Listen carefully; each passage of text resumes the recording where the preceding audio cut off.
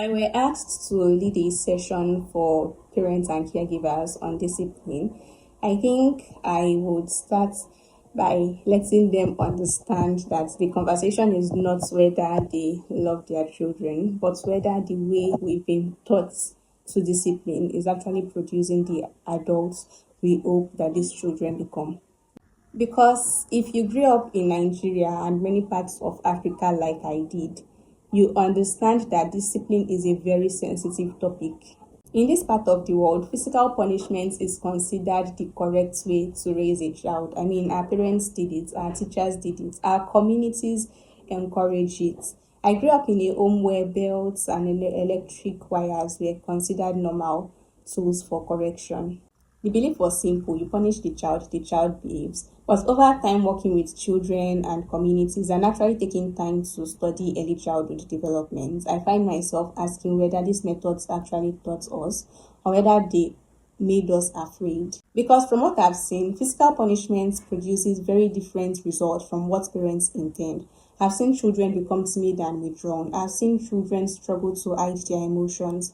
I've seen children try to hide their mistakes instead of understanding them. And research actually supports that physical punishment doesn't really teach children why behavior is wrong. It teaches them how to avoid getting caught.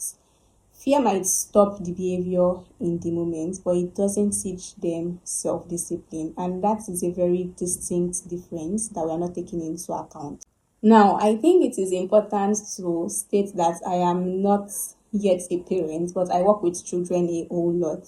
And one thing that has helped me approach discipline very differently is understanding what discipline actually means. The word discipline comes from the Latin word that means to teach, not to punish, to teach. So instead of asking, how do I make this child suffer for what they've done, I instead ask myself, how do I help this child understand what they've done and make better choice next time?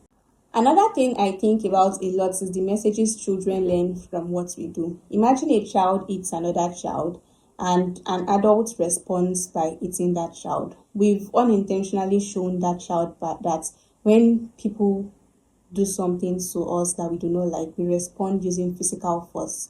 Children learn far more from what we model than from what we say. And I honestly do not think that African parents who use physical punishments are bad parents or cruel parents. I think that they are only practicing what was done to them and what our communities has passed down from generations to generation. And more than anything, they are trying to raise good children. So conversations like this need to begin by us acknowledging the fact that we understand that they love their children and they want the best for them before we then introduce other ways to discipline their kids. So before we can then start talking about natural consequences, logical consequences, helping children understand the consequences of their actions, setting clear boundaries without fear.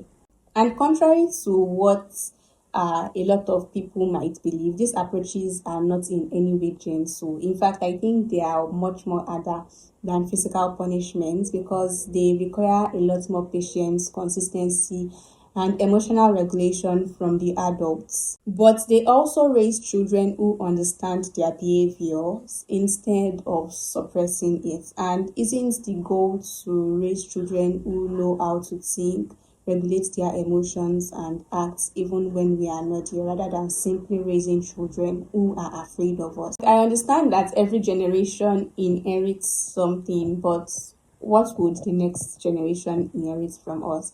We need to redefine what discipline actually means and approach it accordingly.